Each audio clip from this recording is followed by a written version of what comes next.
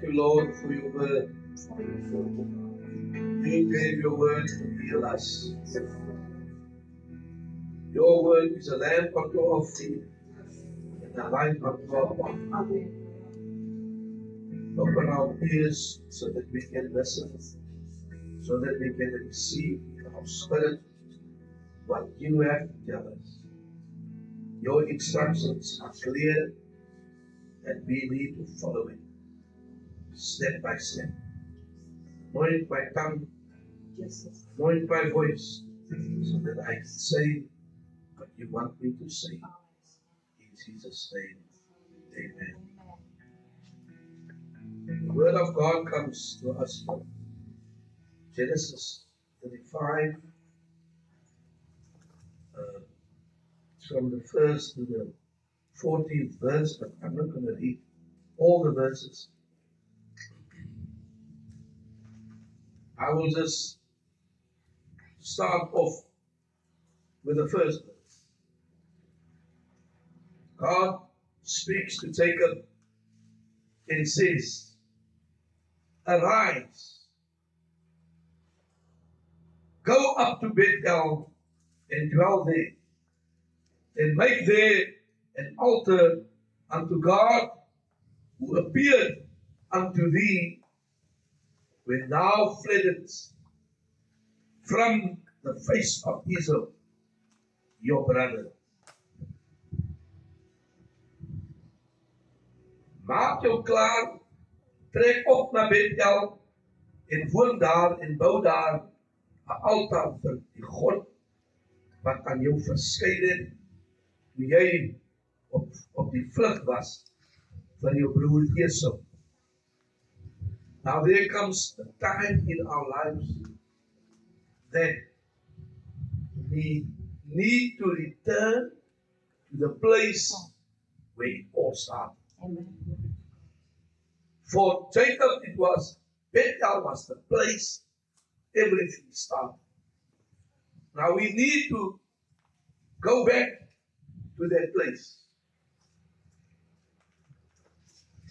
The place of our encounters, our first love, and where we surrendered. Bethel was not only a geographical place. It was a place of encounters, where heaven touched earth, where Jacob met God in a dream and where his journey of transformation began. This is a place where his name changed. But over time, Jacob drifted. Life happened. Compromises crept in. His family carried idols. His vision dimmed. And God, in his mercy, said, "Go back to Bethel." In our lives, it happens that our vision starts to dim. We sometimes forget what we were called for. Today, I want to preach about the divine invitation. God called to return to Bethel, to return to his presence, his promise, and his purpose. And God said, "Go up to Bethel." God's call begins with arise.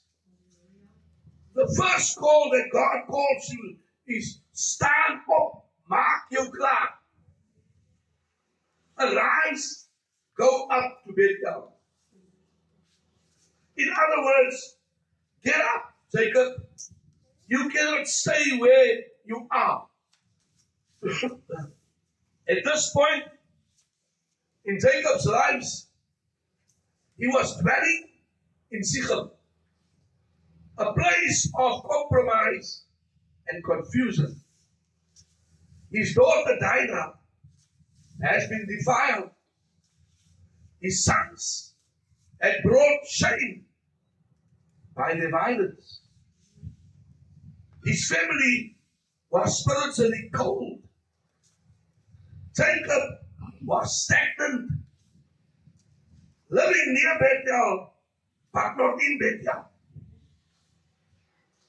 He was close to God, but not intimate with God. How many times that we sit in the presence of God, but there's no intimacy. And then God told him, arise and go to Bethel.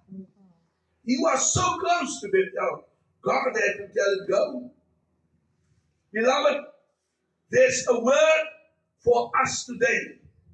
Many of us are dwelling in Sichem, the place of obedience, spiritual mediocrity, and comfort.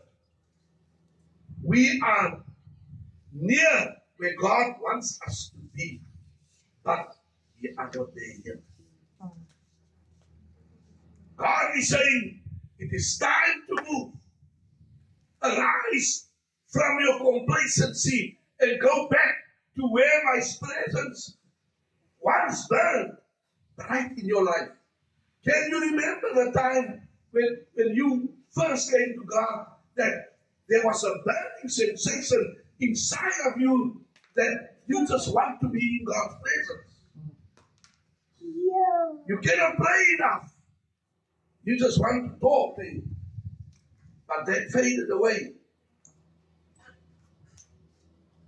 Verse 2 till verse 4 talks about the preparation for Bethel. Then Jacob said unto his household and to all that were with him, put away the strange gods that are amongst us, and be clean, and change your garment.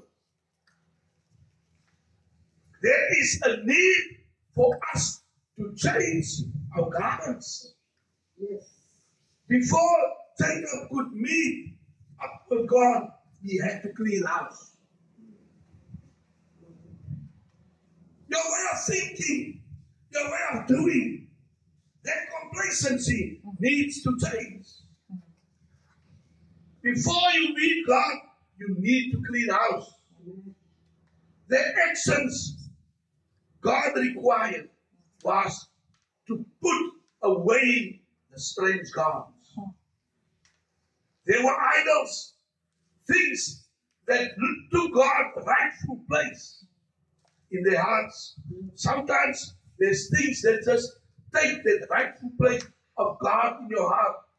The times when you used to pray becomes times to sit and watch TV, to do other things. In our day, idols may not be golden images, but they are anything we put before God, like money, status, relationships, comfort, or pride. Anything that you put above God can be an idol. Now we need to clean our house. Be clean, says the word of God. Spiritual renewal begins with repentance and cleansing. God will not manifest His presence where sin is tolerated. Psalm 24 verse 3 to 4 says, who shall ascend into the hill of the Lord? He that hath clean hands and a pure heart. Wie sal op die heilige berg van God staan? Net hulle wat rein van hart is en skoon van hande. Change your garments. This symbolizes a change of identity, a break from the old life. Ephesians 4 verse 24 says, put on the new man, which after God is created in righteousness and true holiness. Jacob knew that place Bethel, that it required a pure heart and a prepared people. You know, when Jacob first met God there. He had a righteous heart. He had a clean heart. He needed God. And he was calling out to God. And he met. The word says here that where heaven met earth. Because he saw angels ascending and descending to and from heaven. He buried the idols under the oak of Sichem. You can see it in verse 4. Toe gee hulle aan Jakob al die vreemde gode wat in hulle besit was en die ringe aan hulle ore. En Jakob het dit begrawe onder die terpentijnboom wat by Sichem is.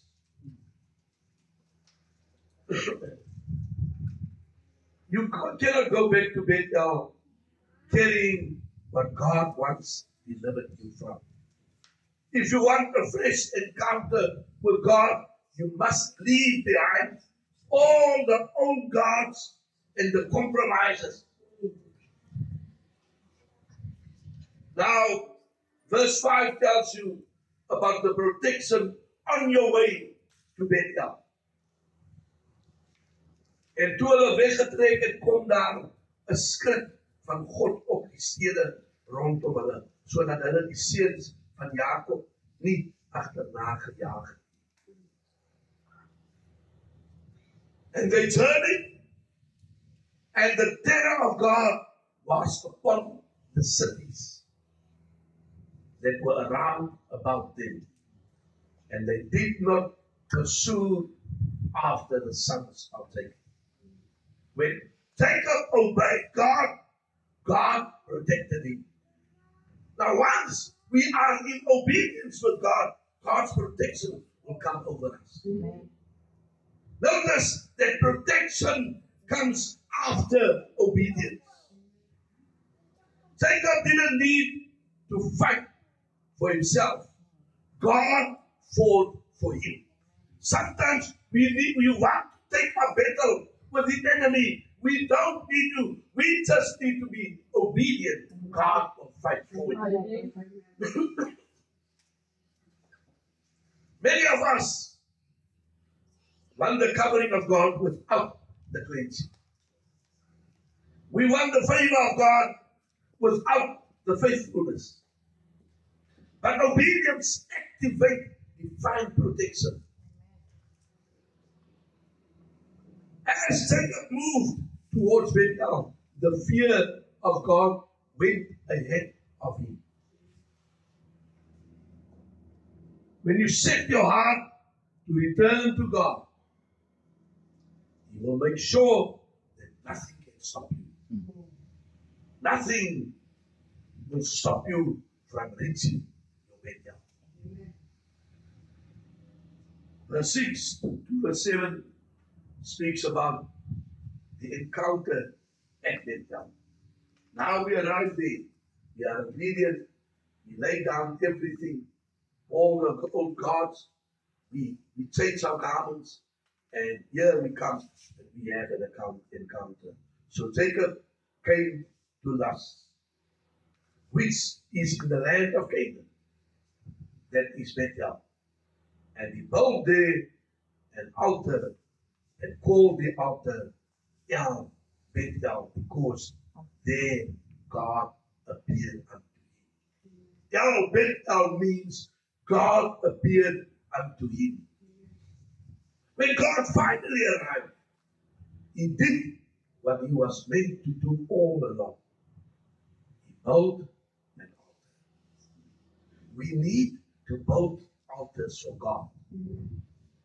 At Bethel, he didn't build a house for himself. He built an altar for God. An altar is a place of sacrifice. An altar is a place of worship. An altar is a place of surrender. And it's a place of meeting. A place where you meet God in worship, in your sacrifice, in your surrender. Where you give. We sing that song. I give myself away. I give myself away. Notice, he called the place El Bethel, the God of the house of God.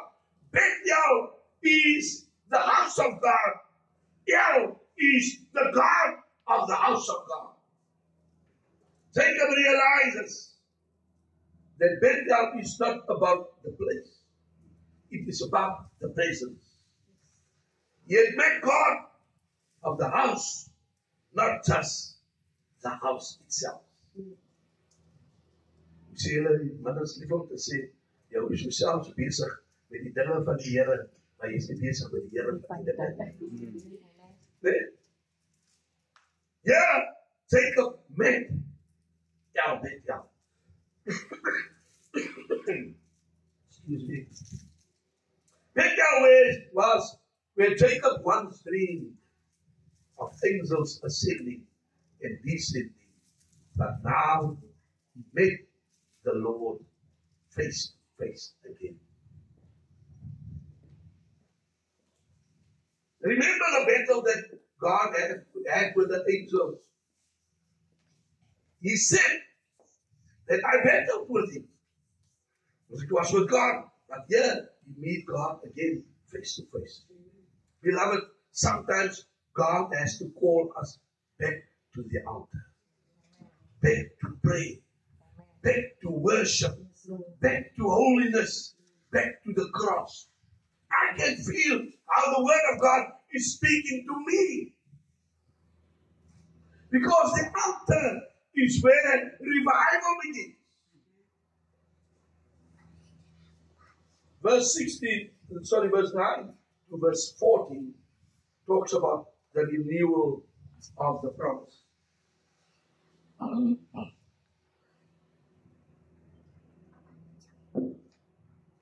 And God appeared unto Jacob again and blessed him. Verse 9.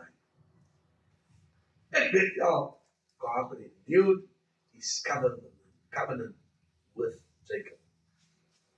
He reaffirmed his name. Thy name shall not be called Jacob anymore, but Israel shall be thy name. Verse 8. It's a place of name change.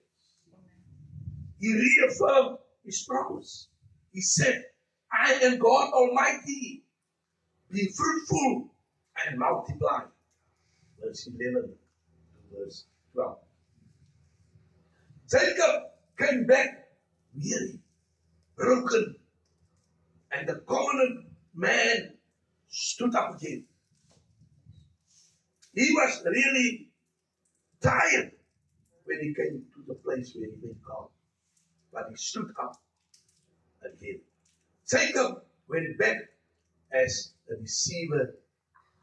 He came up as the name Israel, a prince with God. When you go back to Bethel, God will remind you who you are and what He called you to be.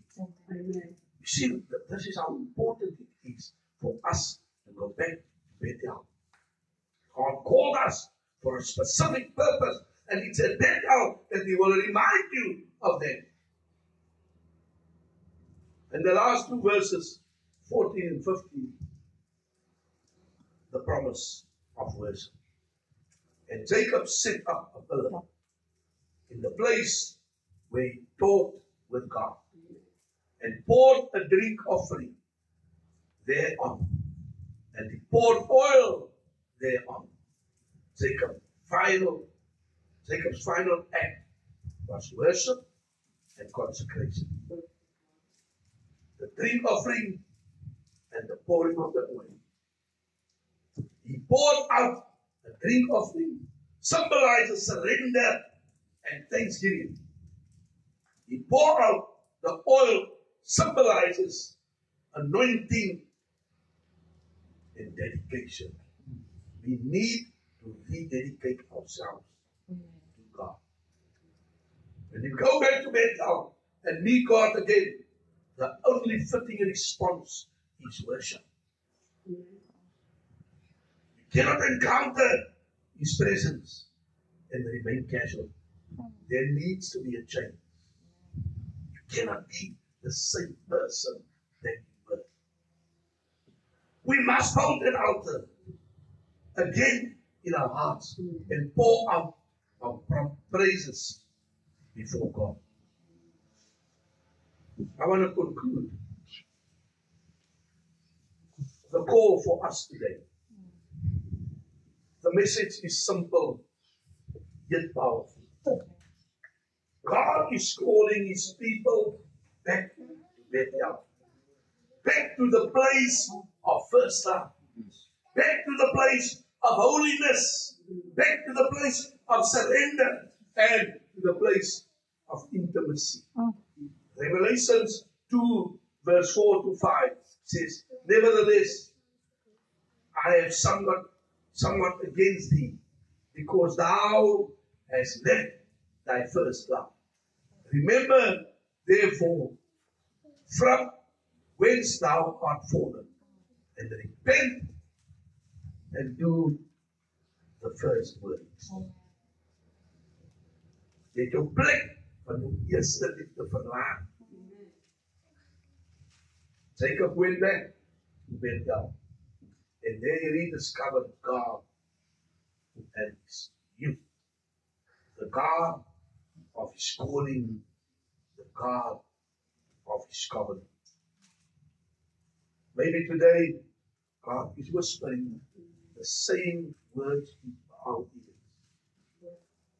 Go back to the place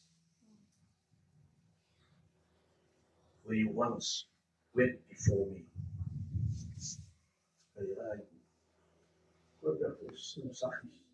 I'm going back to the place, to the heart of worship. Go back to the place where you saw Lord says, Lord, I follow you anywhere. You were so excited that you said that I will go where you go. Go back to the Bethel and build again the altar that's been broken. When you go back to Bethel, you'll find forgiveness for your past, fresh fire for your soul, renewal in your body, and the presence of God will never lift you.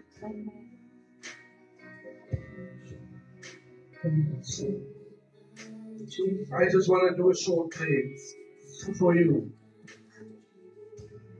Lord, take us back to Bethel, back to the altar, back to the cross, back to your presence. Cleanse us from our idols, renew our hearts, and restore our first love. Let your fire burn again within us. In Jesus' name, amen.